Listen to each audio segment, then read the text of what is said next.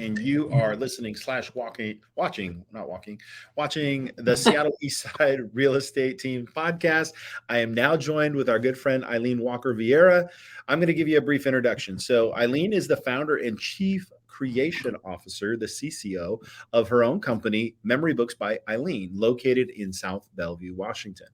She is a professional scrapbooker and photo bookmaker for people who don't have the time or interest to create it for themselves. She sells supplies and hosts hybrid workshops / classes for DIYers. She's been in the industry creating albums for herself and others for over 20 years. She and her husband, Tony, have been married 32 years. Congratulations on that. They have a 32-year-old son. That would be weird. 22-year-old son, Ben. She has lived in Bellevue since moving from the Bay Area in 2004. One thing I've always felt like Seattle and Bay Area are kind of like sister cities. You know, it's like it's the big sister and the little sister. We're like the little sister. She loves traveling, wine tasting, playing board and card games. And her goal is to visit all 30 MLB parks. All right. What did you do last? What are kind of some of your highlights recently? Oh, from the ballpark. I went to New York last September. So I got in Yankee Stadium and Citi Field. Is it Citi Field? Is that what it's called? It's called Citi Field, right? They're always changing, right? So you can never really yes. know. Oh, yes. All of the time. Absolutely. Well, hey, Eileen, thank you so much for coming on the show. This is kind of a fun little break. And I think it's one that our world needs more of, right? So our topic Thanks for having me. Our topic today is your memories, their cloud, where should your photos live, right? So let's kind of talk about that. Like first off, just kind of give me the overview. You've been on the show before, but I want our listeners that haven't heard you recently. What is your major product that you provide? Well, I actually have three things that I do. Perfect. So I have the service where I make books for people, scrapbooks and photo books and memory books. And then I host events, workshops, and classes for the DIYers who want to do it themselves. And then I sell products. I sell scrapbooks and paper and pages and stickers. And then I also sell digital stuff. And I'm going to talk about that today. That's why I said, where should your photos live? Yeah. So let's talk about that. So obviously most people now have their photos in the cloud. I mean, it used to be your photos, your camera, and then you put it and then you upload it now it's just there already. Right. So let's talk about the benefits of that iCloud storage or any cloud storage. Sure. So like Google, Meta, Apple, almost, a lot of people have platforms to help people store their photos, right? There's like almost a limitless basement of storage available for people. So there's a lot of space. So that's a benefit for people and access to it, like from anywhere. Another huge benefit to that is offsite storage. So, before when we had our camera and our film, we put everything in a box. And if something happened, we had a flood or a fire, then it was gone forever. But now that we have this immense offsite storage capability, that's a huge benefit of the cloud. And then when we were in France, my family went to France last year. And before we went, I uploaded copies of our passports and our vaccination cards to the cloud. Because I thought if our passports got lost or stolen, all I needed was my phone and internet, and I can prove that we had passports. Oh, that's brilliant. I didn't even think about that. What a great important tip. Documents. So not only photos, but important documents you can store in the cloud too. That's really good. Everybody, well, not everybody, but 60% of the people have iPhones, and iPhones come with, the cloud storage. And along those lines, our family created a share, right? So we could take photos and share it to the family drive so that if we were doing something, we wanted to share more about the family photos, we had them there. So it was kind of nice one of the other benefits. So what are the drawbacks? So there's also drawbacks to cloud storage. I read an article in December of last year, so 2022, in the New York Times, by a journalist who she entitled her article, "Your Memories, Their Cloud." And she went on this this trek to get to grab all of her documents from all of the different cloud storage spaces that she had things saved to, and because she was fearful that she might get blocked out of her cloud storage somehow. And there was a dad in San Francisco that had a toddler, and his Google account got deleted because he took naked pictures of his toddler for the pediatrician, and Google didn't think that was appropriate, and they totally they deleted his account. So whoops, right. Not that happens all the time, but you could accidentally get locked out or purposely locked out of your account. But the other thing is that because there's so much storage available everywhere, a lot of times people do that. We have things in Google, and we have things in iCloud, we have things in, all over the place, Dropbox or wherever. And it's scattered, so we can't find it. So it makes it hard to retrieve. So this journalist was going around trying to retrieve stuff. She learned about this service Google provides called Takeout, and that helps you retrieve data that you have served and that you have on servers all over the place, right? Oh, wow. That's what cloud is a bunch of servers at a bunch of different companies. And so she was looking to all of her digital landlords to try to obtain and retrieve all of her files. And she was able to do that. But another drawback is that sometimes companies shut down, right? They go out of business, or they decide they don't want to be in the photo business anymore. Like recently, Costco, a lot of people, not that that's a platform, but that's where people go and they print their pictures. A lot of times they think, oh, my pictures are safe. They're over there at Costco. I don't have to worry about them. Well, guess what? Recently, Costco decided they didn't want to be in the photo business anymore, and they transferred those clients to Shutterfly. So I have a lot of people coming to me now going, where do I print my pictures? Do I really want to print them at Shutterfly, or should I print them someplace else? So things change, and so that can be a drawback. Those are some of the drawbacks. Yeah. So Eileen, from a matter like there's a lot of different ones. Are they all the same? I mean, what are all of them created just the same way, or what are some of the differences between these iCloud stories? Well, they're not all created equal. What they do share in common is they all give you access,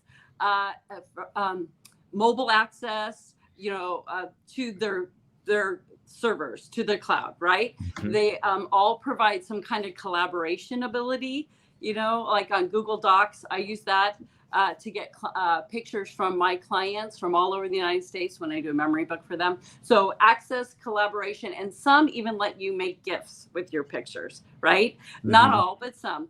But there's one platform that guarantees like triple backup of your pictures, and your video and your audio and anything you have on their platform. They provide updates that they'll migrate technology as technology changes, because not everybody guarantees that they'll do that. They digitize, they have organizational services, they allow you to share. They're basically a digital safe deposit box. And you own your storage, you don't rent it. So they're not digital landlords. So in your business, you understand the value of owning real estate versus renting, right? Yeah, hold on. Yeah. Like you own it. You own it. Yeah, not rent it. So this is a platform called Forever, and forever.com. And I'm an affiliate of that. So remember I said I sell products. I sell the paper and the stickers and the tangible stuff, but I also through this company sell permanent cloud storage space and digitizing services and organizational services and the ability to make your own photo books yourself if you want to. And I teach classes to do that too. And so before we go off that, sure. Will we be able to have a affiliate link for you so that we send that out if people want to sign up? Yeah, sure. I would love to do that. Yes, to give that, because that's a way people can, and then I'm the person they can come to for help when they say, wait, how do I do this? How do I send my items into digitize? And how do I organize and create tags for my photos? So it comes with a person too. So Oh, sometimes that's you pretty can send good, things. because I could say that's pretty overwhelming for me, right? Is to just like, I've just, I mean, we're always taking pictures with our phones, and the quality of the pictures, um, you know, we both go back a few years. So if you can remember the quality of the phones we were taking, the pictures we were taking on our phones before versus now, like, man, it's astronomical, but let alone just to try and sort, that's why I kind of like Google Photos, because I can type in a person's name and they do the face recognition a little bit. Yes. And I can maybe type a location, but as far as like tagged events, forget it. So you help Yeah. people with the organization of the digital Yeah, images? yes, I can. So where like if you go to Google Photos, you don't have somebody that you can call up and say, wait a minute, how do I do this? Or you know, or how do I do that? And I get that from other people too. Sometimes people go to Shutterfly to do photo books, and they're like, but I want to ask somebody a question and there's nobody to ask a question of. So I've gotten customers from that platform because I'm a person that they can ask questions of and get help. So I So mean, help I, from. I get the general sense of why you would organize photos, but why is it important to organize photos, like tag Well, them and stuff like that? right. Well, Google hired Marie Kondo. They did their storage department and in Google hired Marie Kondo, and she said that it's important to label and organize your photos. So, and your important documents and some of your emails. I So that, recently heard she has a 3-year-old now and her house is messy. I oh, heard that. I don't know. I'm not that into Marie Or no, Kondo, but her third child, and now her house is messy. messy. So she's Okay, like, well I'm just that could. dealing with the So children. now she's normal, right? Before she Yeah. wasn't, and now she is. But she said that so people can locate their images that spark joy, right? Nice. So Yeah. so you need to be able to find things so that you can enjoy those memories, right? Yeah. So that's really important in my business. But people want to either recall a memory, but in my business, I want to do something with it. I'm scrapbooking it, or I'm preserving it for myself or for my clients, my Memory Books by Eileen clients all over the United States, or I'm teaching people to do that, to scrapbook and preserve their memories. I think it makes sense to In their scrapbook. I really do. Like, my wife has several of our children when they were younger, and then we kind of just stop doing it. But nowadays you can kind of do these memory books, right? So should you print them out and do scrapbooks, or just do a memory book? What's the take Well, on? actually, we're kind of like mixing our terms here, and I started it, so it's my fault. So I called my company Memory Books by Eileen because I like the idea of a memory book, because I didn't want to just say scrapbooks by Eileen, because I don't just do scrapbooks. I also do these photo books too, right? So Mhm. scrapbooks are those traditional photo albums we think of where we tape or glue pictures into a book, and we add paper or stickers, and we write and journal in our own handwriting about what we just did, or what our 5-year-old did, or whatever, right? Mhm. So that's a scrapbook. And then under that umbrella of memory books, you have scrapbooks, and then you have photo books. And photo books, I have them behind me too, right? But so the photo book is one of these bound books where the pictures are pre-printed, and Right. everything you did before somewhere on some device is pre-printed on the book, on the pages, and it's thin and it's bound, and you can't add anything else to it, right? It's, some people call it a coffee table book because it sits on a lot of times it'll sit on your coffee table. Now there's even a third kind of book here, which is very exciting to me as a professional scrapbooker, and it's called a digitally designed scrapbook. So it has the benefits of a scrapbook, where you could move the pages around or add things into it, like maps and tickets and memorabilia and things that you want to keep in a scrapbook. But you create the pages online up in the Creative Memories Digital Designer. You do everything online, and then they print it on the scrapbook page and send it to you, and then you just insert it in your scrapbook. Now Oh, I'm going to tell cool. you a wild story. Coming home, so I was one of those people that got stuck in California, and because my flight got canceled as I was getting ready to board the flight. It got canceled because there wasn't a pilot. And so we jumped in the car from the Bay Area and we drove home 14 hours straight. Once we could find a car, we found the last car in the Bay Area, San Francisco Bay Area, that was for rent. We jumped in it and drove home. And so on this 14-hour trek home, I had this iPad. I was sitting in the back seat as my husband was driving, and my son was in the passenger seat. I was in the back seat, moving my memories from my photos from my library on my camera roll into the digital designer, because my iPad has cellular data, and I was organizing my pictures on the 14-hour trip home. So nice. So I could scrapbook digitally on my while we were driving down, up 5 or to get here. So I can scrapbook anywhere with doing this now.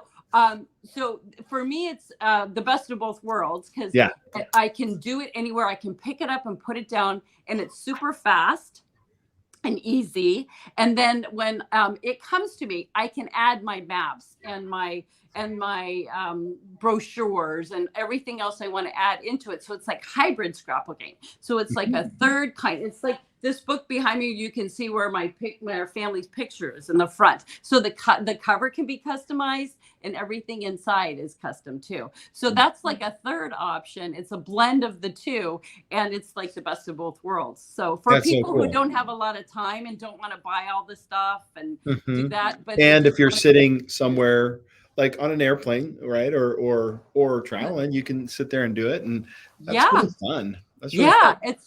And then you just type, and you type your, or you can still write on the pages. You can still stick stuff. It's, but for me, I do 30 books a year for other people. Wow. And this is the way I can do my own book. Like that's how it can work for me. So so you do consulting, you help with the storage stuff, and then you can actually get hired to do it. So when should somebody say, hey, I'm just going to hire you? Right. So when somebody would hire me when they don't have the time to do it or interest to do it themselves, or maybe they try. I was talking to Tucker before we got on, and he said sometimes they do it and they're not quite sure they like the outcome. So I had a man in California who started to make some pages with some software program, and he had done like half a dozen pages, and he didn't like it. And then he looked me up and he found me, and we had a Zoom call, and he said, these are my pages, I don't like them, can you do better? And I'm like, I could do this, I could do that. He goes, okay, you're hired. And so so he tried to do it himself, and it didn't work. So that's when someone would hire me, or just if they don't have the interest or time, and they said, you can do it better, you can do it faster, I'll pay you to do it. So those are my customers. And what's nice is half of my business is men. Well, I mean, there you go, because that probably as families, wives may be overwhelmed, right? And we got all this stuff, and you want to kind of look back at life a little bit, and some people just may not find joy in doing that the way it's so clearly obvious that you do. That I do. I have a lot of enthusiasm. A man hired me recently from Atlanta, and it wasn't even like family memories. He went on some Michelin star dates and with his friend, and he had all of these pictures of food, and he wanted to share these pictures with the woman he's been seeing, and he saved all the menus from the different places that he went. What's interesting about that is like I started out in this conversation is everything's digital, right? We're talking about digital currency. We're talking about, buying a home. We sign documents digitally. And I think there's something to be said about stopping, sitting down, flipping through something, and just decompressing. We need more of that. We need more of that. We do. And it's these times fly by so quickly. Right. It does. The days are long, but the years are short, especially when you have young children. And so it's nice to be able to pull a book off the shelf and relive those moments, because they do go by so fast. and it kind of has a way of like being little time machines, to take you back in time to a different time and place that you might not remember, because sometimes it's a blur because we're so busy. Yeah. But this guy, Rich, he said some really nice things about me, because he found me and he said, you had me at book a consult, because he got to my website and it said book a call. He goes, I didn't have to make a phone call, wait for a call back, wait for an email back. I could get on your calendar. So he loved that. And then he said, when I looked at your website, I could tell that you were in business, that you were not a hobbyist, but you meant business. And so we had our appointment the next day, and I worked with him back and forth on these Michelin star dinners with this gal. And then he wrote me, can I read the review that he wrote? Yes, please, of course. Okay, he said, I just completed a scrapbook project with Eileen, and the entire experience was simply outstanding. Eileen brought an incredible level of creativity and enthusiasm to every interaction, and the final product was excellent. The entire project was organized and communication was great. I cannot say enough great things about Eileen and her gifts for scrapbooking. So he was in Atlanta and we got this project together. I did it the digital way. I made a digital scrapbook because he wanted a scrapbook, because he had these tangible menus from all of these places that he had been, almost all of them. And he sent them to me and he said, okay, now incorporate these with that. So I had to use, I had to plan ahead, because all of these pages were going to be pre-printed when they came to me. So I had to plan ahead to know how and where I was going to put these menus, incorporate the physical menus on these digital pages. And it was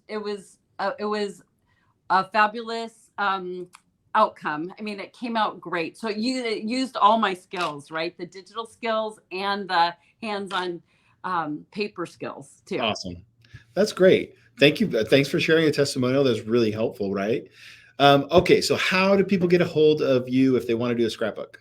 Okay, so they want me to do a scrapbook for them, or if they want to attend one of my events, everything's on my website. Okay. So they need to go to Memory Books by Eileen, EILEEN.com, and they can book a consult, just like I told you, Rich did, or they can go to that memorybooksbyeileen.com/events. It has all my workshops and my classes for right now for Q1. I'll add the Q2, 3, and 4 as it gets a little closer. But so that's on there. Examples of my work are on there. They can shop.